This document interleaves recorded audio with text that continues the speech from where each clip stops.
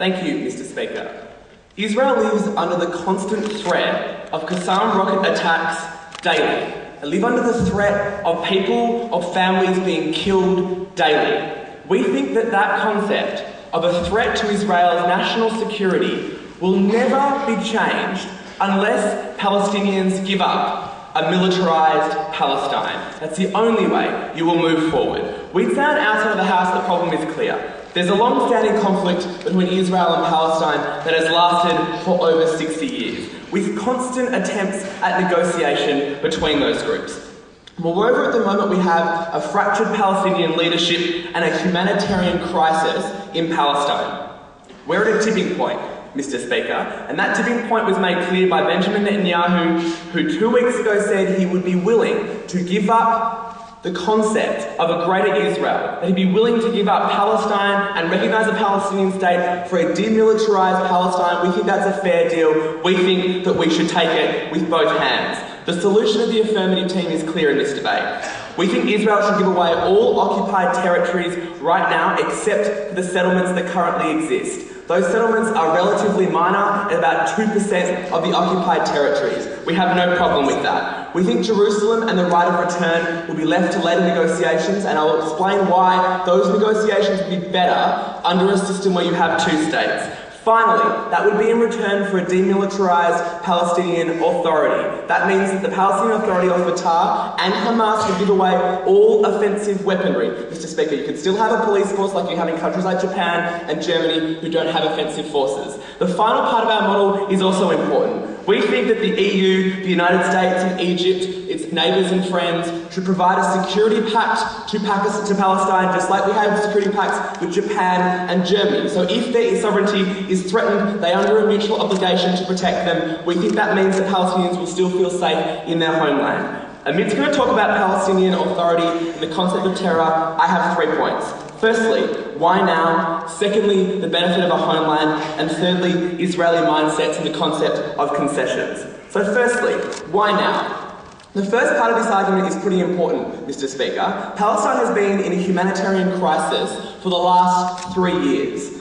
They have been in constant poverty, but in fact are now in the worst form of poverty we have seen. They don't have food, they don't have money to pay public servants, they have a dysfunctional government. We'd say on our side of the house that when they're blockaded right now because of the constant threat that exists where Israel has to act to secure itself, that we say on our side of the house that it's important to act now. We think that Hamas and Fatah also see that benefit, Mr. Speaker. We think it's in their interest to act, which Amit will talk about more, but we think there's a humanitarian crisis that means that Israel have to act and give this up. Secondly, on the concept of this point, we say that there's an opportunity to act. We need to recognise we're at a very special disjunct in this debate. Benjamin Netanyahu, who was elected very recently, suggested that he would give up a Palestinian state. We rarely see that occur from any Israeli leader, but moreover, at the start of a term is a fundamental important point in this debate, that he was willing to stake his leadership on it. We think that's an important concession that needs to be accepted in this debate and that we need to move on. And we'd say in that point, it's important also when the US is applying more pressure to the Israeli government that we think we can get the kind of leverage we need to get this type of solution and the US on board, especially when Obama has been so critical of the Israeli occupation. We think it's in the interest of the United States to act in this situation. So that's why we think we are at a unique opportunity to act, and moreover that unique opportunity will only occur with demilitarisation, which I'll point to in my final point. Secondly, on the benefit of a homeland, and this is important to understand in the context where the only offer that's on the table right now by the government is this offer, is the only offer that we get an actual consensus on the Israeli government side. We say on our side of the house the importance is pretty practical, but it's also more philosophical. So firstly, on the lack of a homeland, we say the fact that the status of Palestine is so vague, or at least vague according to Israeli authorities, means that Israel can keep the behaviour that treats them in a vague way. Because, Mr. Speaker, if you invade another sovereign country, when you try and do that, that's an act of war. When Israel invades Palestine, they don't consider it an act of war, nor does the rest of the international community. So we think it actually prohibits the types of behaviour that we think are harmful to a long-term peaceful solution. Moreover, we'd say it gives the basis on which the international community can actually support the Palestinian government right now. And that support is conditional at the moment, especially on the militarisation aspects of the Hamas regime that sits in the Gaza Strip. Finally, and this is really important, it allows the concept of development to actually fall through within a government, Mr. Speaker. It allows a couple of things. Can we say, firstly, when a state can trade, when actually the current status quo says that you can't, because if you're a sovereign nation, Mr. Speaker, even if you're demilitarised, you still have control of your ports and your airspace. That's what the affirmative team thinks is important in this debate, because you can actually trade. At the moment, Gaza is under a blockade and the West Bank have fundamental restrictions on their movements between Jordan and the West Bank. So that is a first incentive. Secondly, we'd say that demilitarisation at the moment is the actual thing that stands in the way of the international community giving money to the Palestinian Authority. And that's the basis of the European Union and the United States sanctions on the Hamas government, is because they have the offensive capability to attack Israel, and they say that they will attack Israel. If you remove their offensive weaponry, you remove that whole concept, that whole construct the United States and the EU uses as the basis of the fact they will not give them money. And finally, we'd say you allow Palestinians to actually engage and construct things like energy plants and oil plants and water plants they're not allowed to do now. And moreover, when they're at the behest of the Israeli government, when they switch off their power, Mr. Speaker, we think that's a pretty good benefit for development. Importantly on this point, Mr. Speaker, we think it's moreover important when you have a developed state, it's able to lobby for the types of things it needs, not only in the international community, but against Israel's interests, Mr. Speaker. When you're able to negotiate on a stance of some level of equality, of some level of development, you're able to get the types of concessions you need. We actually negotiate properly about a right of return and properly about the status of Jerusalem. This leads me to my third argument about Israel's mindsets and concessions. This is important in this debate because it's why demilitarisation is the linchpin, Mr. Speaker, and why Benjamin Netanyahu demanded it. Firstly, Israel has a history of displacement, a history of attack, and it has a psyche that it needs to protect itself at all costs. That means it needs to make sure that it is fundamentally secure before it is willing to give up important concessions. And that security only occurs when you don't have the ability to launch Qassam rockets from Gaza, when you don't have the ability to send over those sorts of offensive weapons. Moreover, when Israel is friendless, without any assistance in the international community, it needs to feel like it's secure. But finally, the reason why Netanyahu pushed this policy, and this is important, is because you have to feel secure to actually do anything. And that's what we saw with Ariel Sharon in 2004. When he gave up Gaza with regards to settlements, it was because the Israelis trusted a right-wing military commander to give this up because he said it was in their security interest. And that's what Netanyahu has shown. And we say that, moreover, you get better negotiations on things like Jerusalem and the right of return when you have two states negotiating from a more equal footing as opposed to a disproportionately powerful Israel versus a non-recognised state like Palestine. And moreover, we'd say you remove the ability for Israel to push more and more settlements when there's a clear international line, that that's where the state is and that's what is recognised in this debate. We've told you that Israelis live under the constant threat of attack from another area within its own territory. We must remove that ability to move forward to recognise a Palestinian state for everyone in the Middle East. We proudly beg to propose.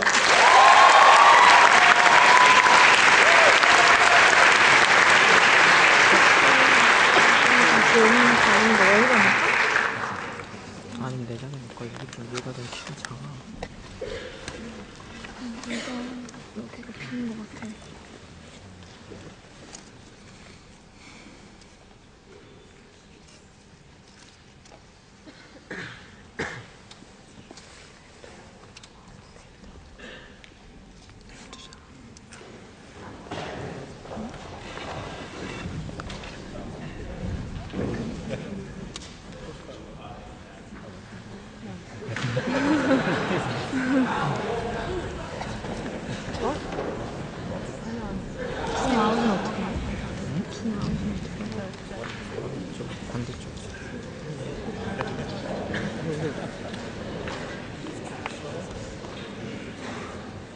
When you've got such good-looking speakers, we think we should bring them closer to the audience.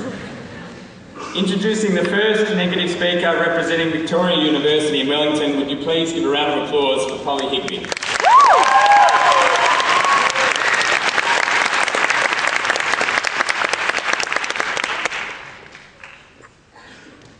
Mr. Speaker, every day Palestine faces breaches of its sovereignty when Jewish settlers move into its territory.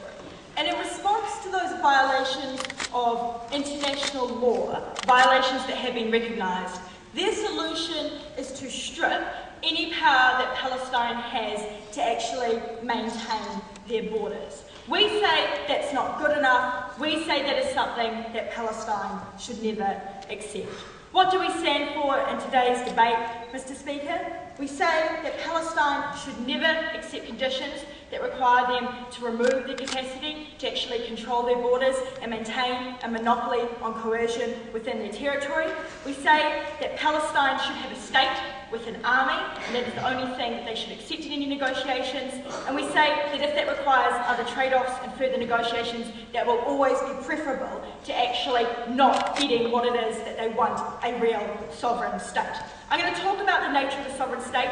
I'm going to talk about why we think this swings the power in the favour of Israel to the detriment of Palestine. I'm going to talk about why we think this radicalises Palestinians further. My second speaker is going to talk about why we think it radicalises the region. But first, I want to address what you heard from Monash.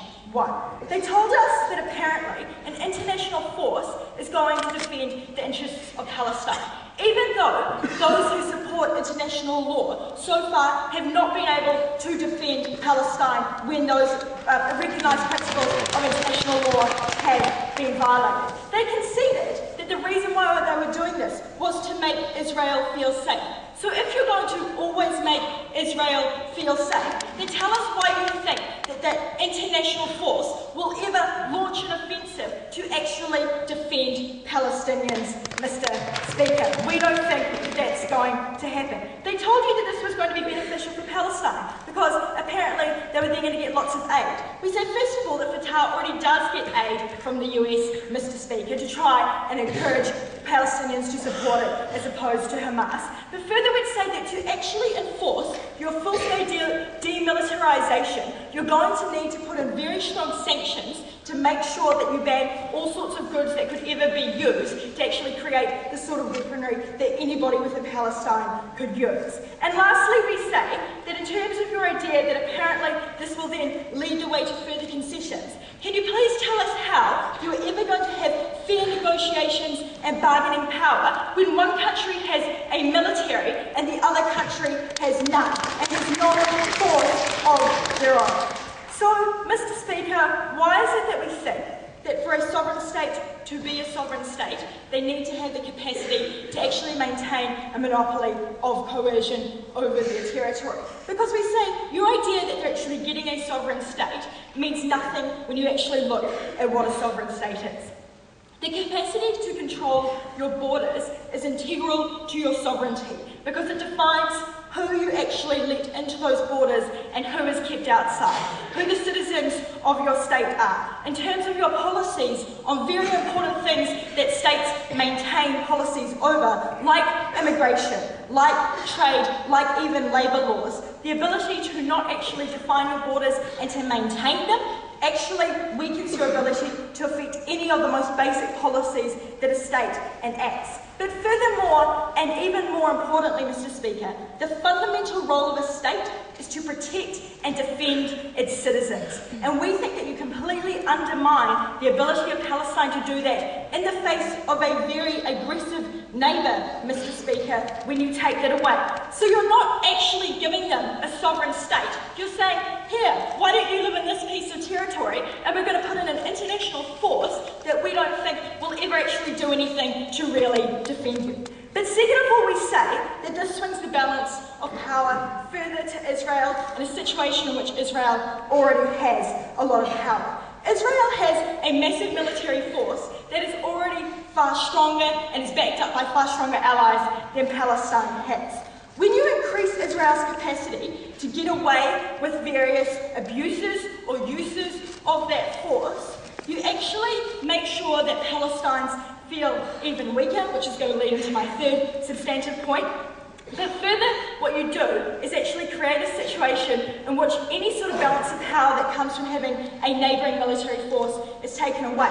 That's why mutually assured destruction works, Mr. Speaker, and we think that that is analogous to this situation, in which although there are still attacks, we think that there is a far greater incentive to make those attacks because the actual costs of waging any sort of war or any sort of fight are lower when there is no military, or the only military we have are people in blue helmets who are never going to launch an offensive to protect that state. Which is why we think when you swing the balance of power that much further to Israel, you actually create a situation in which you are never going to get any sort of fair negotiation or concession like you want to talk about, because one state has all of the physical power. But lastly, we say that this leads to the radicalisation of people within Palestine, the very thing that you wanted to stop. Because we tell you that if a state cannot guarantee security for its people in a situation where people feel very, very worried about an antagonistic neighbour,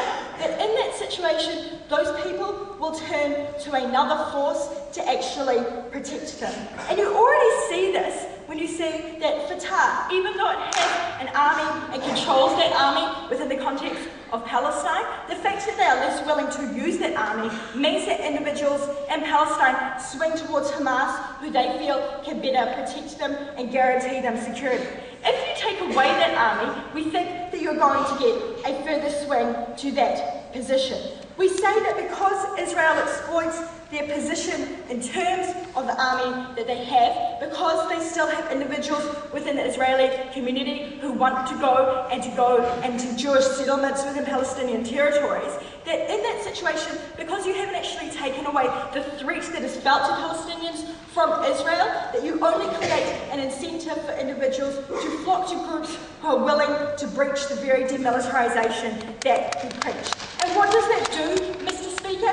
It empowers those political groups against the groups who are the only voices within that state who are saying that they're willing not to go down the road of using force, Mr. Speaker. And in that situation where you have groups who are being incentivised and empowered by the very policy that you have, you actually increase the chance that there are going to be harsher offensives or attacks that go to Israel.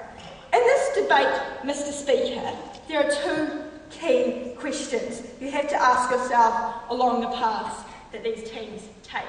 The first is whether or not this is actually a concession that gains Palestine anything at all. Because if you stand up for any sort of two-state solution, we say it is not a two-state solution when one of those groups just has a territory they are allowed to occupy with no real force to actually control that territory and to be properly sovereign on them. And to that extent, what you are giving Palestine is a sham and a fraud, which is the first reason why they should never accept it. But further, the second question that you must ask in this debate is whether you will actually stop the sort of harms that you see going to Israel. And we think that when you create an incentive for Palestinians to go to somebody who can actually offer them security, you only increase the chances that those attacks will happen. And for all of those reasons, we are most proud to oppose.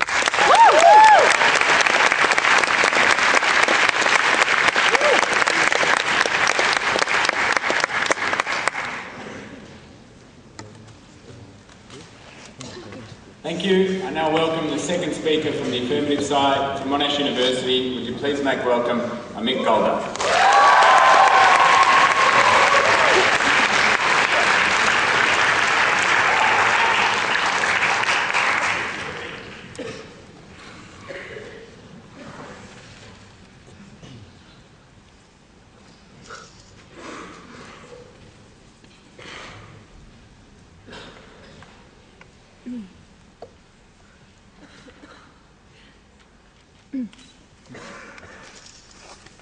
Mr. Speaker, members of this House, we told you two very important things about the status quo that the negative team ignored. The first is that at the moment we are seeing unparalleled Palestinian suffering on the ground because they don't have a country they can start developing. They can't trade with anyone. They can't build things because Israeli incursions are not being protected by international law because they don't have a state. So that was a significant problem. And if you actually cared about the lives and welfare of Palestinians on the ground, you should do something about that. But the second thing that we told you was that we have a unique opportunity right now with the election of Benjamin Netanyahu again, with the promise and the offer on the table from Benjamin Netanyahu. We said spurning this offer loses any chance for Palestine to get a state. It says to the Israelis that the Palestinians will not negotiate for something that you consider reasonable. So why would Israel come to the table again? We told you that those were the problems, and we said that this is how you get the start of improvement for Palestinians and for Israelis, and peace and stability in the region.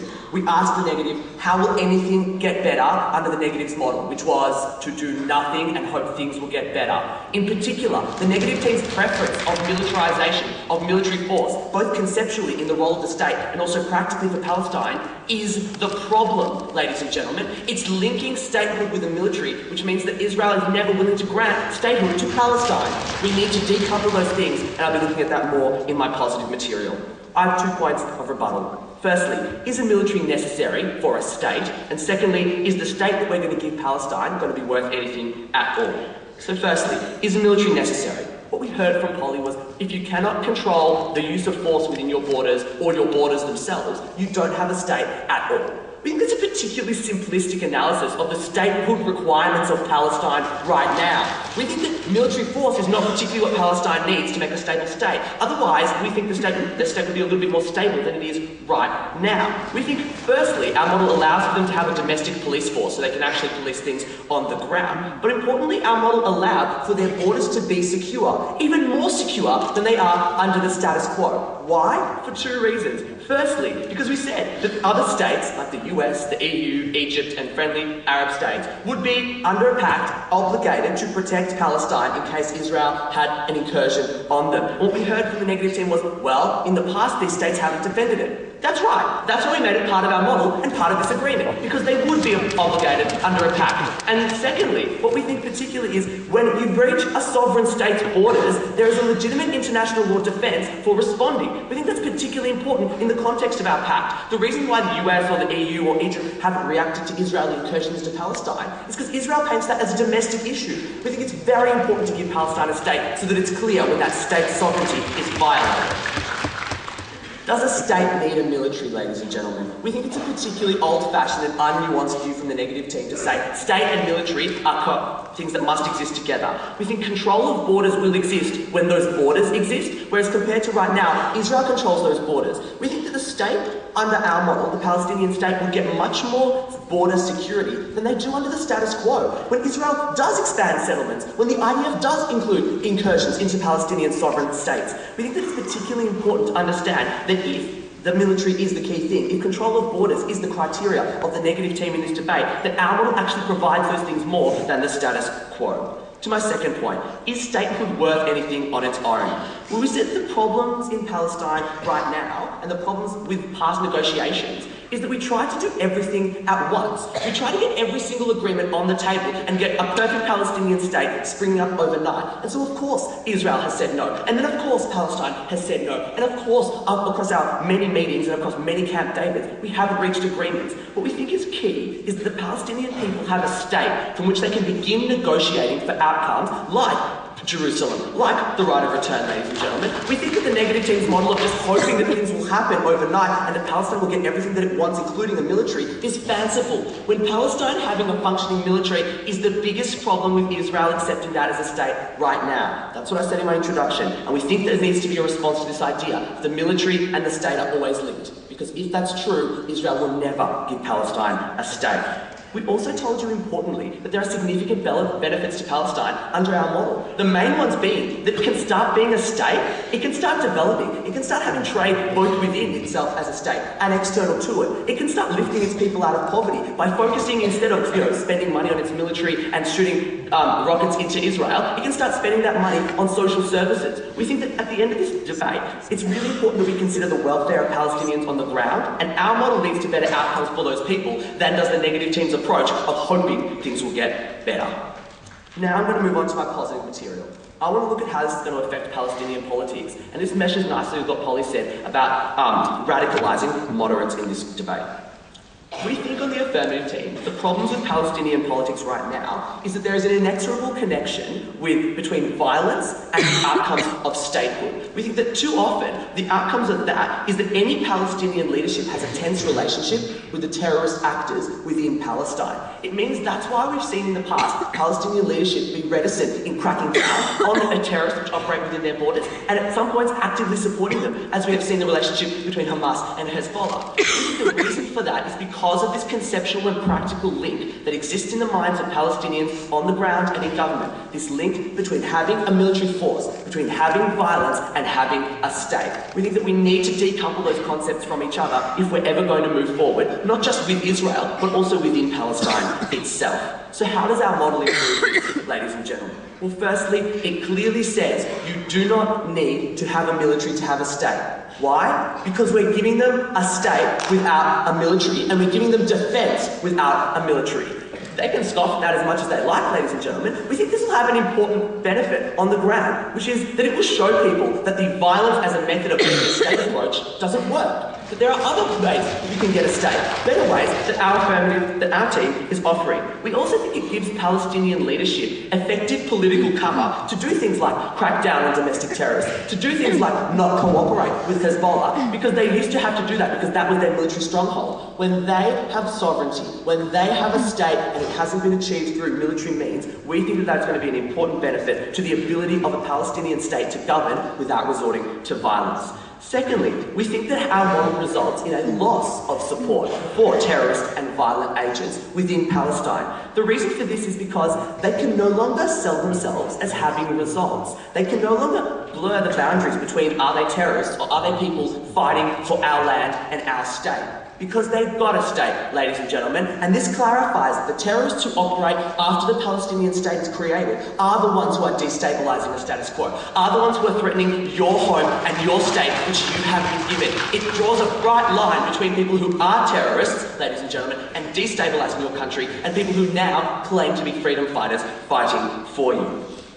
Thirdly, we think it clarifies the division between Fatah and Hamas. Hamas, we've told you, and has been conceded, are popular because they get results on the ground. And we have to stop this. We have to show the Palestinian people and the Palestinian polity, lots of P's, we have to show those people that negotiation can get you benefits, can get you your number one priority, which is getting a state, getting control over your land, being able to develop, stopping Israel from coming into your land. We can show people that Fatah's approach of actually engaging with the Israelis is a beneficial approach. We think that will empower groups like Fatah in the power struggle against Hamas. We think that's particularly important.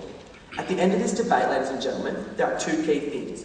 Firstly, to deal with the problems in Palestine at the moment, we need to act at the moment and not do nothing. And secondly, and more importantly, to deal with the deepest problems and the intransigence of both parties in this debate, we need to decouple the military from the state, and that's why we propose.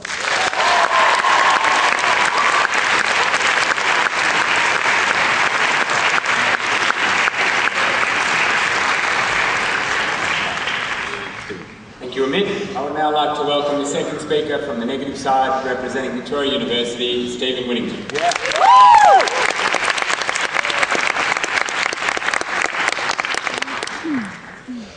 You know what my favourite part of the model of the affirmative team was, ladies and gentlemen?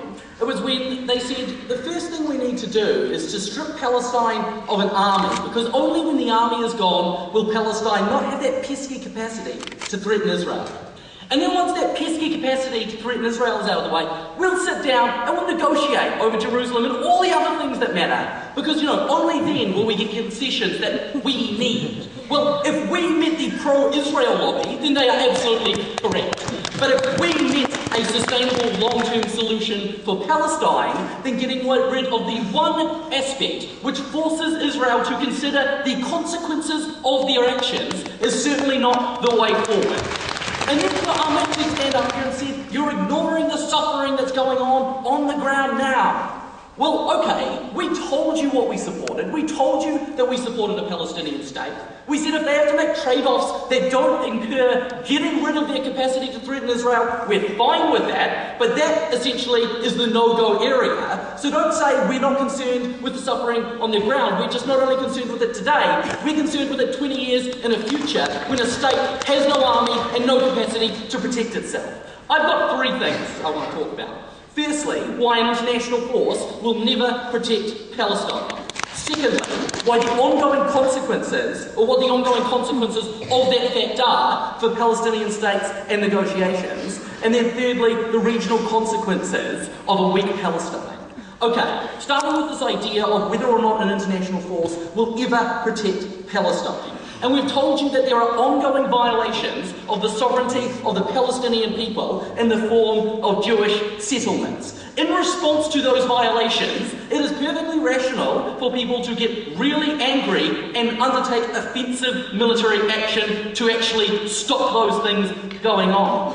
An international military force will never take those required offensive actions against the military might of Israel because they don't have the grievance, they don't have the cause to actually do so in the first place. And we have given you two reasons as to why they will never protect the borders of Palestine. We've told you firstly, because they currently don't. Because the international community is perfectly willing to stand up and say, those Jewish settlements, they're totally against the law, but we're not going to do anything sufficient about it. And then secondly, we've told you that you've conceded the point as well when you say the only way that we can actually get concessions from Israel is to make them feel really safe.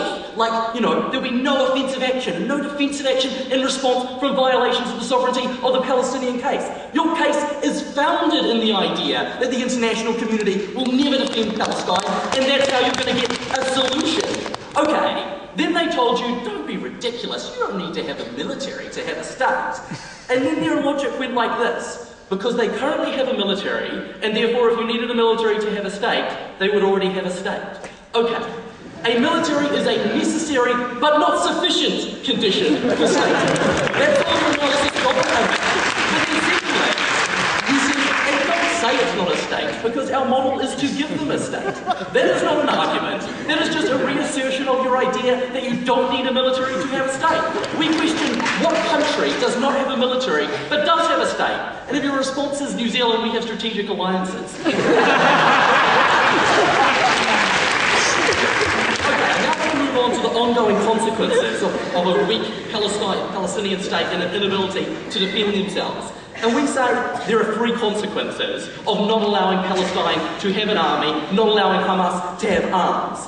Firstly, if Israel doesn't feel threatened, then there will be no need for them to make concessions in ongoing negotiations with Palestine. Why is that important? Because a Palestinian state is necessarily cut in two, and that means that you have to negotiate a whole lot of details about the interaction of that state with Israel itself. So not only just the negotiations that you wanted to talk about, but the ongoing capacity for Palestine to provide for the people, the thing that you said was so important, will actually be completely ineffective unless there's the capacity to force Israel into situations where they will make the concessions that sometimes the Palestinians want, as opposed to just what the Israelis want. The second thing you told us on negotiations is, look, it's really difficult to do everything at once. Let's just settle this down, one at a time, Let's sort out whether or not they can have an army, then we'll sit down and deal with Jerusalem. Okay, that's wrong for two reasons. Firstly, because the maximum number of trade-offs that you can make in a negotiation is likely to increase the capacity for you to actually come to a conclusion, because you can trade one thing for something else in the negotiations. But secondly, because if you concede something on one point of the negotiations, like whether or not you can have a military, that impacts on your future to negotiate other aspects of your negotiations, like whether or not you get the right of return, like whether or not you can go to your holy sites in Jerusalem. So saying, just do it one at a time doesn't take account of the fact that actually, given that the army affects the power relationship between Palestine and Israel, you undermine their bargaining position on an ongoing basis. The third thing that we told you is that it would lead to a radicalisation, because the strategic objectives of the Palestinian people have never changed. The fact that they've got a state that can't protect them doesn't mean they suddenly go, oh, we've given on all those other things, don't worry about it, Israel. And so when you stand up here and go, no, that's completely wrong, because they'll be able to show the results. What results? You told us the results were pending, They were going to come in the future once I've negotiated all the other things. So don't say they won't radicalise because they've seen the success of your ideas when you haven't even told us what will actually be the outcome of the negotiations when you fundamentally weaken the Palestinian state. Now I want to move on to the regional consequences of the particular policy that they've put forward, because the concept of a Palestinian state is not just important for Palestinian people, but is a cause célèbre for Arab people all over the Arab world. That's why Saddam Hussein funded the families of people who committed terrorist attacks. That's why there was a Six-Day War, because the regions surrounding it supported a strong Palestinian state. We say, in addition, that there are other countries like Pakistan which have particular affiliations with the Palestinian people and will be concerned about the idea that you have set up a Palestinian state which is fundamentally militarily weak.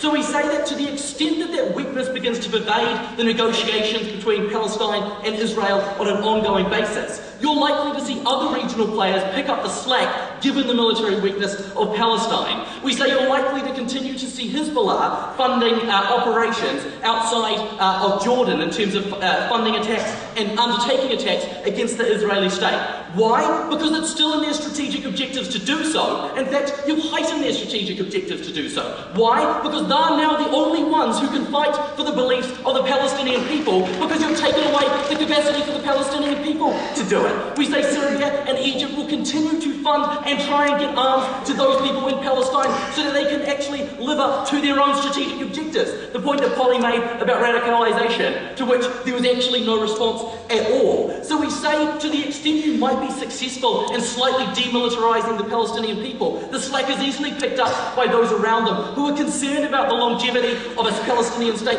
that has no military and needs to rely on an international force which has shown itself to be unwilling to defend the violations of the sovereignty of the Palestinian people. We say that is exactly why your solution will lead to increased attacks from the surrounding region and increased funding of terrorism. You've stood up here and in a dreamland you have asserted that, everything will be fine because people will see how great it is, without ever telling us why, when you get rid of the one thing that threatens and forces Israel to make concessions to Palestine, suddenly Palestinians will be very happy with what they actually get out of the negotiations that you have said will take place in the future. Because of your inability to answer that question, you have lost this debate and we beg to oppose.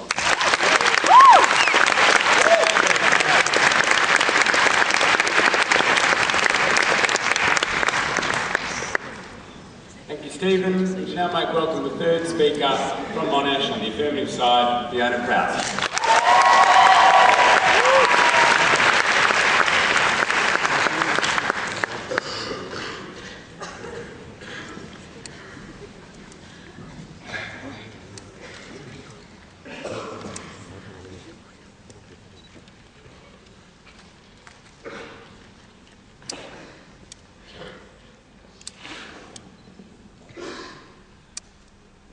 Mr. Speaker, at the beginning of this afternoon's debate, we told you that the concept of a state being militarised is a precise problem that we're facing here. We also told you that Israel will never ever agree to a militarised Palestine, and that militarisation is the linchpin in reaching peace in Israel and Palestine. And throughout two speakers, we've never once had an explanation as to how we will ever get any peace in these two states. It's just asserted that it'll happen down the track. And we don't think that's good enough when we're at the moment faced with a particular opportunity that we think we have never seen in the history of these two states. We think, sure, they may care about the Palestinian plight, but they're absolutely not pragmatic about it at all. So let's look at three things at the end of today's debate. Let's firstly ask the question whether militarisation is central to Palestinian sovereignty or whether you can never give it up. Let's secondly look at the effect that we think that this will have on the ground in places like Palestine. And let's very finally look at our ability to gain future concessions in these two-state solution issues. So on to the first issue of militarisation being central to Palestine. What we heard from their first speaker is that control of your borders is central to state sovereignty, that your right to defend yourself should be non-negotiable for the Palestinians. We firstly think that the Palestinians don't have clear borders at the moment under a situation where they are allowed to have military, ladies and gentlemen. We secondly don't think that they're particularly good at defending what borders they do have. We point to the example of the attacks in Gaza at the beginning of this year. So this assertion that having the right to protect yourself is the saving grace for Palestine flies in the face of hundreds or decades of years of Palestinian history and their inability to protect themselves here. We also have to ask ourselves the question, what is Palestine's military protecting themselves from? They're protecting themselves from Israel. So how do you then best mitigate and moderate the behaviour of Israel so you don't have the necessity for a military in the first place? And what we told you consistently in today's debate is that the way that you change Israel's behaviour, the way that you stop things like Gaza at the beginning of this year, is you make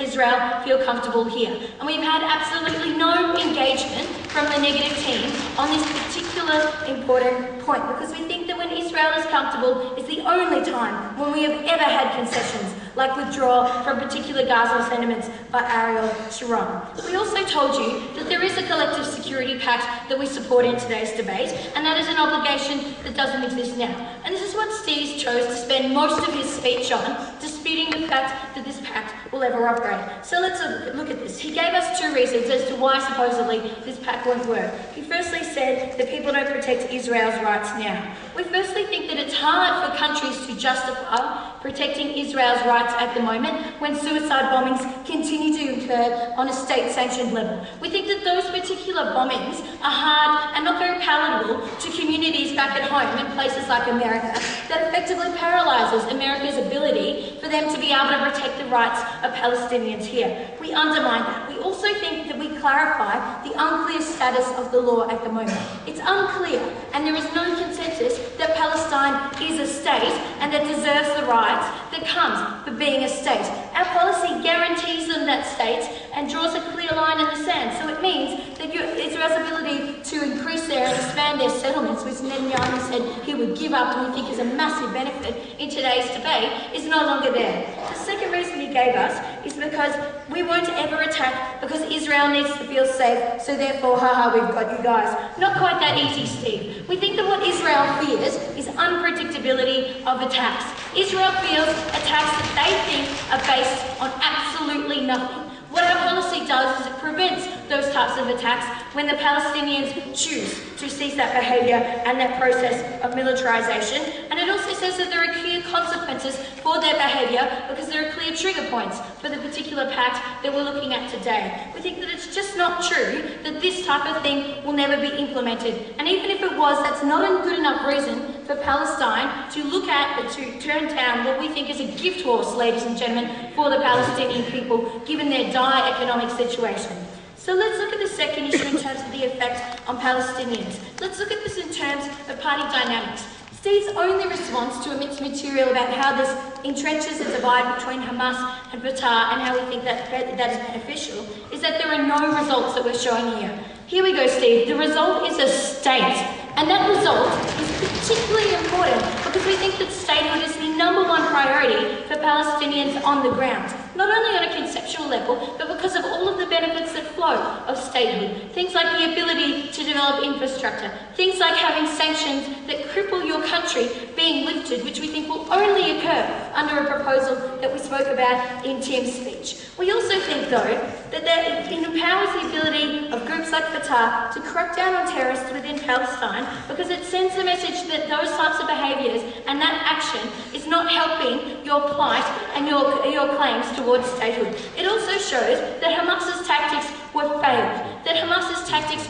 do not lead you to the right path because militarisation is something that should be given up here. We think that those two further things were never dealt with by Steve in his speech. Let's look at the second issue in terms of radicalisation. What we heard from Polly and what Amit did deal with in his speech is that it pushes people towards suicide bombing. Once again, we think it clarifies that suicide bombing undermines attempts to get statehood and attempts to have future concessions. So we think that that's just not the case. We also heard the argument from Steve that other countries will be angered by this policy. We don't think that other countries want indefinite violence between Israel and Palestine, especially since at the moment Israel is a dominant military force and they are kicking the crap out of Palestine constantly, ladies and gentlemen. We also think that it's not in their interest and they don't want it because Israel is a nuclear power that has an absolutely superior military in these situations. We also think, though, that importantly, the lack of a Palestinian state is the precise basis upon which groups that we see justify their funding of groups like Hamas. You undermine that justification that they use at the moment.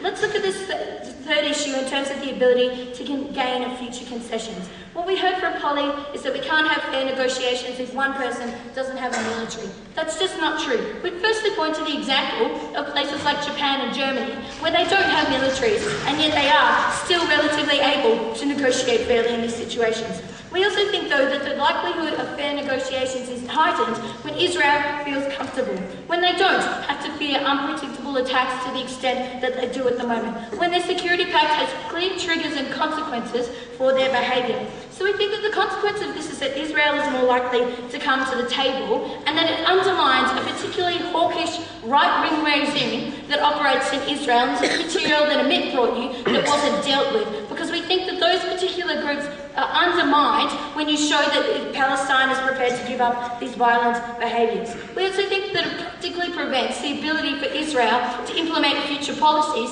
like expansion of settlements, aside from the fact that Netanyahu has said that he won't expand settlements if we implement this policy, but also because it creates clear state lines and creates a clear line in the sand for international law to rely upon. What we told you is that the longer that we wait, the weaker that Palestine gets. And they said that we should negotiate about everything, yet never told us how we will ever get there, ladies and gentlemen. We are at a special point in time in history, and we have a rare opportunity that we think that Palestinians and Israelis alike should seize, so that we can get guaranteed state for the Palestinian people and a greater likelihood of future outcomes. We are proud to propose.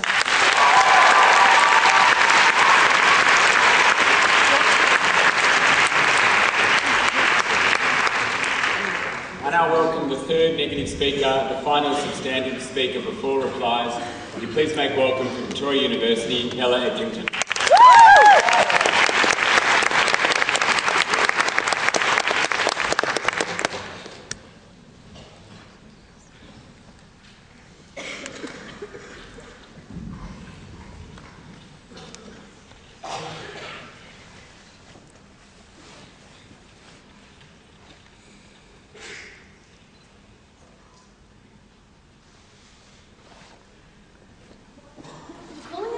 Ladies and gentlemen, does not make it a state, nor does it make it secure, nor does it bring about any of the benefits that that side of the House want to say come from having a state, ladies and gentlemen, especially if the main benefit you want to point to is an ability to negotiate in the future, but apparently going into those negotiations you're not allowed any kind of bargaining power because you have no ability to exert any kind of force over the person that you're negotiating with, ladies and gentlemen. There are four things I want to look at today. The first one is the link between the military and the state, why we think it's important. The second one is whether or not these borders will ever be protected by your international force. The next thing I want to take a look at is the idea of future negotiations going forward, both in terms of the issues like right of return in Jerusalem and that sort of thing, also in terms of other things going forward, which was substantive material Steve brought, which has had no engagement from that side of the House. Finally, I want to take a look at these questions of radicalisation. But to begin first of all with the link between the state, between the military and the state, ladies and gentlemen. They stood up and they simply said that our analysis was simplistic. Well, it's actually a relatively simple concept, ladies and gentlemen, which is that a government needs to be able to secure its borders and to provide security to its individual citizens, both from forces within the state and from forces, most importantly in this case, outside of the state, ladies and gentlemen. Why is that? Firstly, it's for the safety of those individuals in that country, ladies and gentlemen. But more importantly, we said it's also because it impacts on a state's ability to enforce its other policies, to enforce laws about immigration or citizenship, to enforce things like labour laws, ladies and gentlemen. We said all of those are examples of things that states do and things that states need to have the ability to use force to do, ladies and gentlemen. We've also said that we think this is incredibly important in terms of the ongoing relationship that this country has with Israel. That's in terms of the fact that this side of the House want to stand up and tell you that it's simply better to negotiate issue by issue because that's the only way you ever get any concessions. The thing is, ladies and gentlemen, if we take this deal right now and we negotiate on the issue of statehood and we say that we're going to accept having no military for Palestine, that removes your ability to negotiate on any other issue going forward. And that's what I want to turn to next, which, and I'm going to go into that later, but first of all I want to turn to the second question, which is the idea of whether or not these borders are going to be protected. That side of the House told you that the international community will do it because we put it in our model, ladies and gentlemen. We've told you on our side of the house that the international community have continued for 60 years to ignore violations of international law, which go on with settlements in Palestinian territories at the moment, ladies and gentlemen. And they said, no, it'll be way better now because there'll be a state, and that somehow makes things different. But first of all, we told you we don't think they're going to be a particularly legitimate or a particularly credible state, ladies and gentlemen. We think they're going to be more greatly undermined by the radicalisation things I'm going to go into shortly. But more importantly, we think that given it's a violation of international law at the moment, we don't actually think that that makes any difference to the response that the international community are going to make, ladies and gentlemen. Fiona wants to stand up and say, oh, Israel's invading them now, and they already have a military. That's our very point, ladies and gentlemen. We think that's a problem. We think that problem gets worse when you lower the cost of Israel going in and making incursions in this area, ladies and gentlemen. We don't see any incentive for Israel to stop after they give them this faux state, ladies and gentlemen, because of the fact that there are incentives working on Israel, like the fact that they genuinely believe they have a God-given right to many of the territories which are within the Palestinian region at the moment, ladies and gentlemen. That's why we think this is going to be a poor protection of those borders. Let's move on then to take a look at the ideas of future negotiation. They said it'll be great, they have a state that makes it a state actor and makes it easier for them to negotiate. The thing is that this side of the house say Israel need to be secure in order to make concessions. That is absolutely not the case, ladies and gentlemen. When Israel feels secure, they have no reason at all to make concessions. That has been our point all along. That has been what this side of the house have fundamentally failed to understand.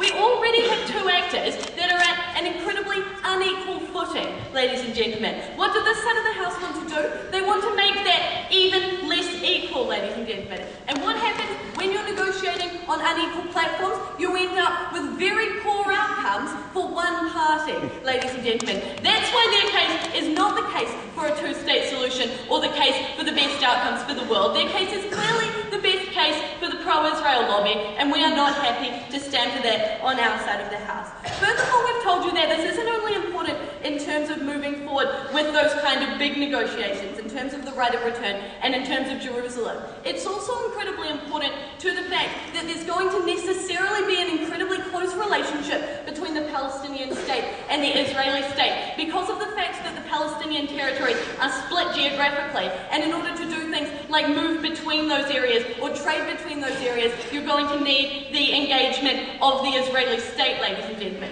We think that again, when you're working with an incredibly unequal playing field in those negotiations, that's going to end up with incredibly poor outcomes for Palestine, ladies and gentlemen, and we say that's not good. Finally, in terms of the question of radicalisation, we've had very little response from this side of the house on that point, other than to say, oh, they're going to love the outcomes, ladies and gentlemen. What are the outcomes? Fiona told you they were a state. We think that that state is going to be absolutely insufficient when firstly it's not a very good state because it can't defend itself or enforce any of its own policies, and it doesn't have a geographic monopoly on the use of coercive force. But more importantly, we think that all of the other things which are phenomenally important to Palestinians, things like the right of return, things like Jerusalem, according to that side of the house, are still to be negotiated on. And we say they are going to fail, ladies and gentlemen, and they've given us no reason as to why those negotiations wouldn't fail for the Palestinians. More importantly, though, what we've told you, what we've had very little response to, is that many of those people within the Palestinian state still feel that they need protection. And when they feel that they need protection in that way, they're going to turn towards those groups who are willing to be militaristic. Be that rogue factions amongst Hamas, be that other groups like Hezbollah, ladies and gentlemen. We think that we're going to see a greater support for those kind of groups because those are the groups who are going to be able to offer these individuals security, and we think that empowering those groups is incredibly harmful. Moreover, we also told you that we think we're simply going to see the slack being picked up by other terrorist groups across borders, ladies and gentlemen, in places like Lebanon and places like Jordan, where we already see groups like Hezbollah operating, where we already see them using refugee camps as launching posts for attacks on Israel, ladies and gentlemen. We think we're going to see much bigger, we're simply going to see increases in in that, ladies and gentlemen, and we think that that's a massively big harm as well, and it's also something which is going to undermine both the Palestinian state and the security that Israel feel, which is again going to simply damage any progress that you have made, if you've made any progress at all, towards getting Israel to make concessions. One side of the House has a realistic idea of what the international community are willing to do. One side of the House has a realistic idea of what the expectations of the state should be. We're damn proud to oppose.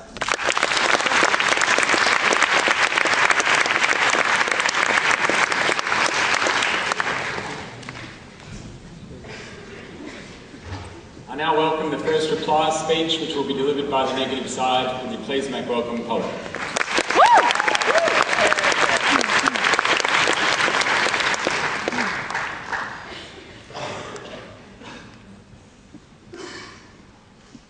Mr. Speaker, at no point of the affirmative team's arguments this evening did they ever tell us why the strategic causes of the Palestinian people will change, apart from the fact that all of a sudden the only ability they have to have any weight in negotiations or to protect their people has been lessened.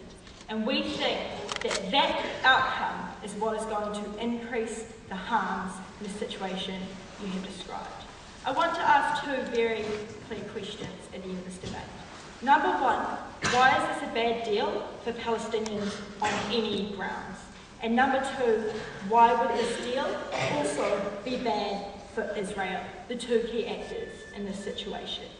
Because you have a context in which Palestine says, we want to have a state with the normal responsibilities and the ability to act out those responsibilities.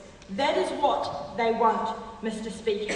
And a part of that, given the context in which Palestinians live, is the ability to be responsible for their citizens and to provide protection for their citizens. And what you've heard from the affirmative team was, oh no, they don't need that because the international community is going to provide them. And we'd say that first of all, that concedes the idea that that is an incredibly important value for Palestinians in terms of their concept of what being sovereign and having a state is. But second of all, just saying the international community will provide it provides no reassurance to those individuals within Palestine. Because already the international community doesn't provide that, even though they acknowledge that there have been international law violations of the Palestinian people's territory. But second of all, we told you, and it's something that they refused to engage with right along the affirmative team's case today, was that we just don't think that an international organisation will ever actually protect those people to the extent that a state would. Because those international organisations do not have those interests the same as a state, Mr. Speaker, because they're not likely to do the sort of things that a state will often aggressively need to do to actually provide for their people or to reassure their people that they are in a position to do that. And that's why we think, Mr. Speaker, that this is not good enough for Palestine. But furthermore, we told you that even if in some bizarre world, having the ability to be a proper sovereign state and protect people, Mr. Speaker, wasn't there, that you actually jeopardise other concessions. The only real response they had to this idea was, well, Japan and Germany don't have an army. First of all, they do. But second of all, we'd say that those individuals live in a far more benign environment. The only thing is that they choose not to use their army, Mr. Speaker. You're denying that to Palestine altogether.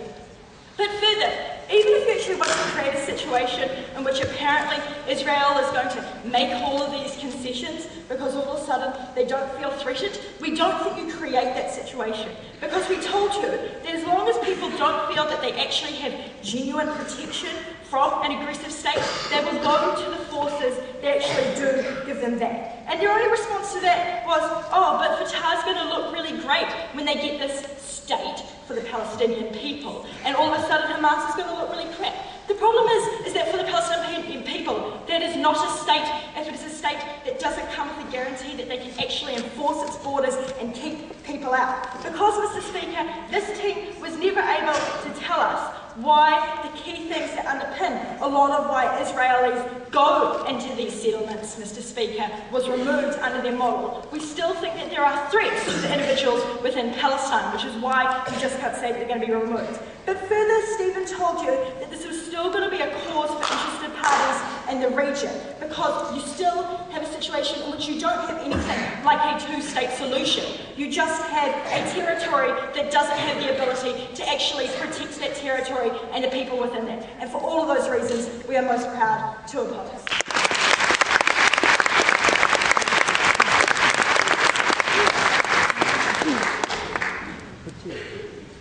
To conclude the debate, I welcome the reply speaker from the negative side, or rather from the affirmative side. Would you please make welcome Tim?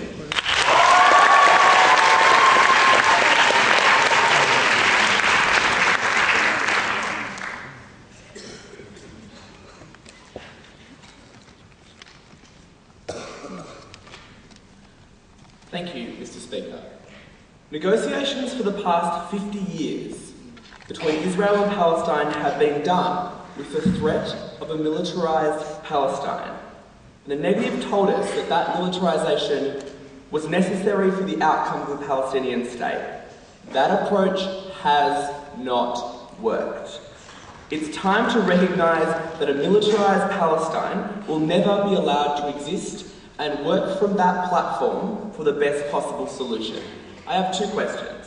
Firstly, what are the benefits of statehood or the statehood that the affirmative team proposes? And secondly, how will that policy achieve long-term peace? So firstly, on statehood, what we told you from the affirmative team right from the start is that you need a level of statehood to have fundamental things, like the ability to negotiate international law, like the ability to develop internally, and the ability to have a better position at the negotiating table. What we heard from that side of the House was, well, firstly, they didn't question the concept of development, they just questioned possibly the level of that development, so we think that fell on our side. But what they did try and push out from their side was, well, you're not going to have that level of protection if you don't have some international force, which the affirmative team proposed in this debate, you'd never have that level of protection. We had several responses to that. We said, firstly, there's an incentive under the current situation to allow that protection to occur when they're part of the negotiation. We pointed to examples of this actually working in Germany and Japan, the concept of mutually assured defence. But what we overall said, and what Fiona pointed out in the end, is that it removes the threat. It removes the threat that Palestinians and that Israelis constantly use against each other with regards to that defence. On the concept about the military is necessary for a state, the fundamental position of the negative team in this debate, we had several responses. We said, practically it wasn't true. We pointed to historically with regards to Germany and Japan. We said, secondly, if it's about border security, that's a false premise on the negative team, because Palestine doesn't have the border security the negative team wanted to point to constantly throughout the debate. And on the flip side, we showed you that border security is actually better under the affirmative team's model because the actions of Israel that they take is firstly an act of war, but secondly there's a disincentive to actually act when there's no threat against you to act against. On internal political terror, what we heard from the negative side was people need to feel safe and they'll move towards groups that give them safety like Hamas. We had several responses too. We said it clarifies that Hamas's actions wasn't the right outcome, that negotiated solutions get outcomes, and it undermines and makes a clear line between those who destabilise the state and those who want a homeland. The only response we got from that side was, we're not giving them everything they want. We think 98% is a pretty good bet, and no matter how many quotation marks you put around state, doesn't mean that those things are not important.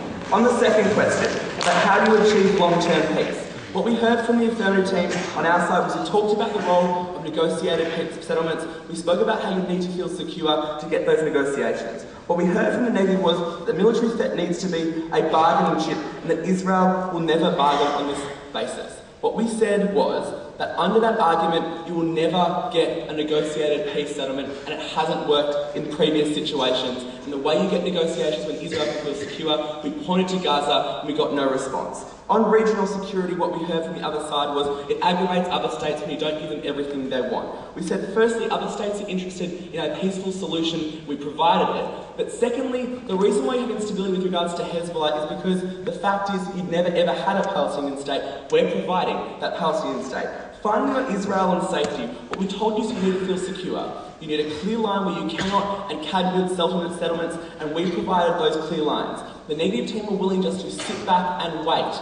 Sit and wait until something would happen without ever showing that criteria in this debate, without ever showing you a path forward. At the end of this debate, Mr. Speaker, as long as a potential Palestinian state must have a military, Israel is unable to ever accept such a state. The negative team never responded to this core idea, and that's why the motion stands.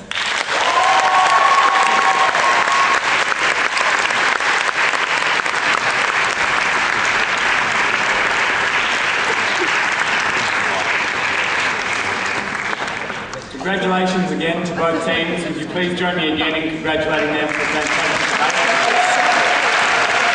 The adjudicators, please make their